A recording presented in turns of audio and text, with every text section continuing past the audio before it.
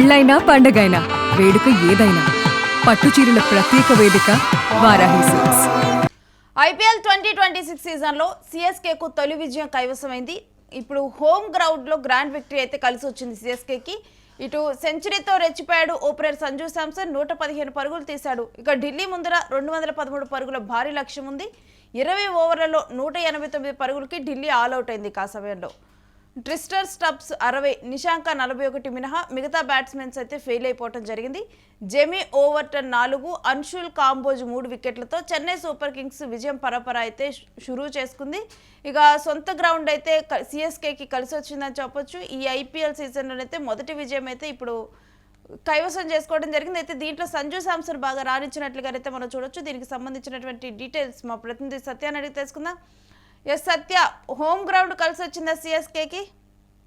Definite గా CSK versus Delhi match లో అనూహ్యంగా సిఎస్కే విక్టరీ సాధించింది. తన తొలి విజయాన్ని కూడా నమోదు చేసుకుంది. ఇక్కడ విరోచితంగా ఆడినటువంటి సంజు శాంసన్ అంటే ఐపీఎల్ లోనే మొదటి సెంచరీ చేసుకున్నాడు. ఈసారి ఐపీఎల్ లో మొదటి సెంచరీ చేసుకున్నాడు. దాంతో పాటు ఐపీఎల్ లో 4వ సెంచరీగా నమోదు చేసుకున్నాడు.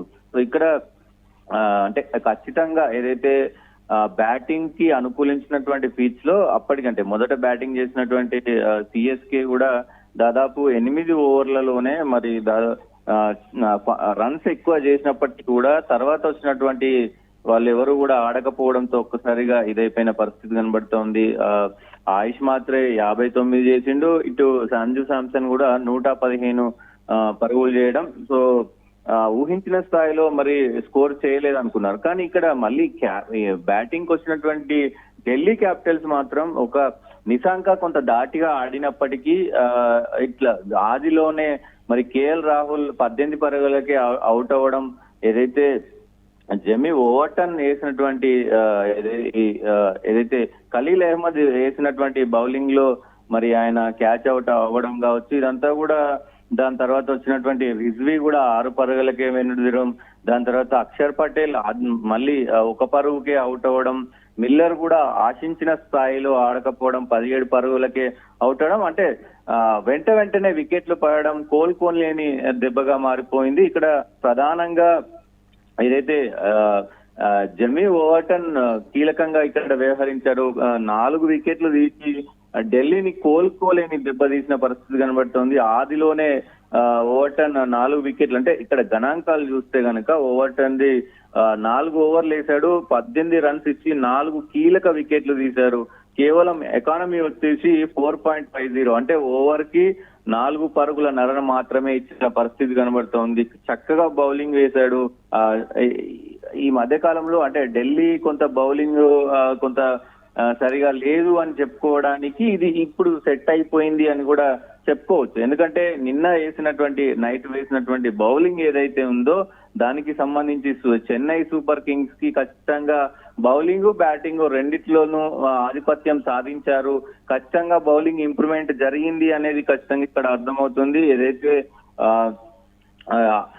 ఖలీల్ అహ్మద్ కావచ్చు, అలాగే కాంబోజ్ కూడా చాలా ఖచ్చితమైనటువంటి బౌలింగ్ వేసి తను కూడా 3 వికెట్లు తీయడం.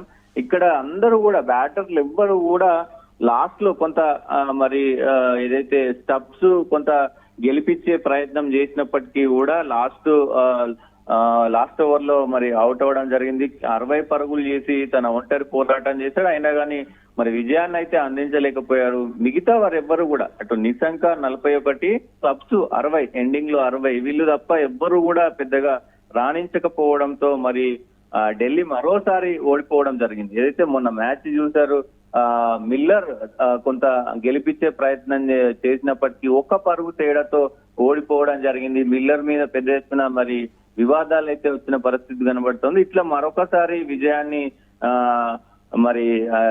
అంటే విజయాన్ని అందుకోలేకపోయింది. సిఎస్కే మాత్రం తన తొలి విజయాన్ని ఈ 2026లో తొలి విజయాన్ని అయితే అందుకుందని చెప్పుకోవచ్చు. నేను ప్రధానంగా ఇటు సిఎస్కే బోని కొట్టిన తర్వాత మళ్ళీ గతంలో కూడా ఓడిపోతున్నప్పటికీ కూడా గత సీజన్లు కనుక చూస్తే సిఎస్కే ఒకసారి విజయం బోని కొడితే ఇంకా నాన్ స్టాప్ గా మరి అలాగే ముందుకు వెళ్తా ఉంటది. చూడాలి మరి దీని తర్వాత ఎట్లాంటి ప్రతిభ ఉండబోతుంది ఏంటి అనేది కూడా చూడాల్సిన అవసరం ఉంది. దాంతో పాటు ప్రస్తుతం అందరూ కూడా ఆయుష్ మాత్రమే మంచిగా ఆడుతున్నాడు. సంజు శాంసన్ ఫామ్ లోకి వచ్చాడు.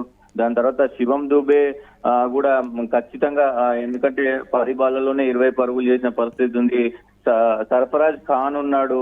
ఇట్లా అందరూ కూడా మరి మంచిగా ఆడుతున్నారు కాబట్టి చూడాలి నెక్స్ట్ విజయాలు ఎట్లా ఉండబోతున్నాయి ఏంటి అనేది మనం ఇక్కడ చూస్తే సతీష్ ఇటు ఢిల్లీ 189 పరుగులకి ఆల్అౌట్ అయిపోవటం జరిగింది. కనీసం అంటే 200 దాకా కూడా రాలేకపోయింది.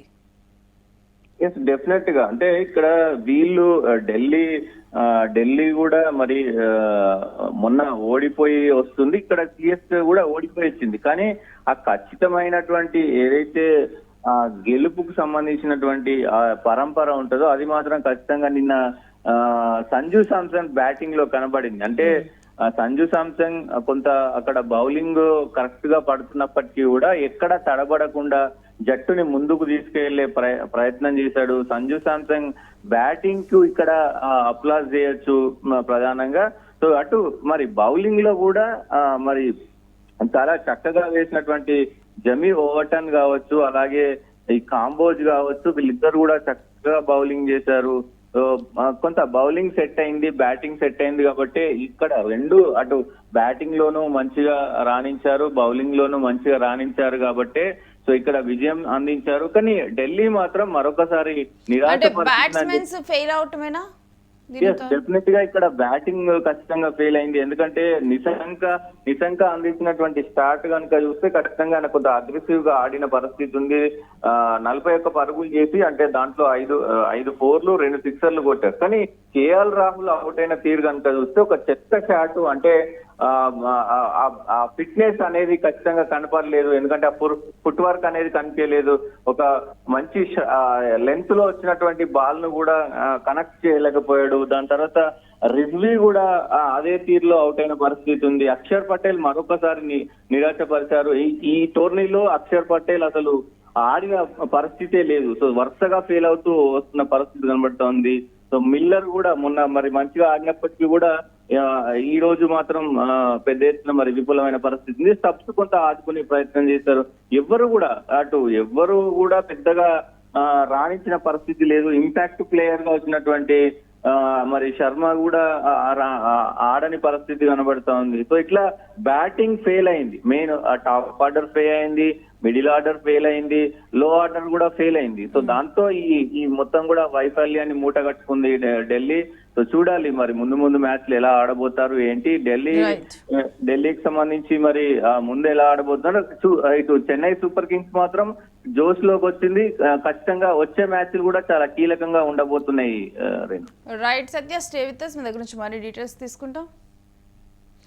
ఇక సిఎస్కే అయితే బోని కట్టింది, గ్రాండ్ విక్టరీ సాధించింది. ఇక సిఎస్కే కనుక వన్స్ అంటే తన విజయం పరంపర కనుక స్టార్ట్ చేస్తే, విజయం కనుక స్టార్ట్ అయితే ఆ విజయ పరంపర అనేది కొనసాగుతుంది అని కూడా మరి అనలిస్టులు చెప్తూ ఉన్నారు. మరి సిఎస్కే నెక్స్ట్ ఎలా రాణించనుంది, మరి ఢిల్లీ ఇంకా మెరుగుగా ఆడనుందా ఏంటి అనేది కూడా ఈ ఐపీఎల్ సీజన్లో చూడబోతున్నాం.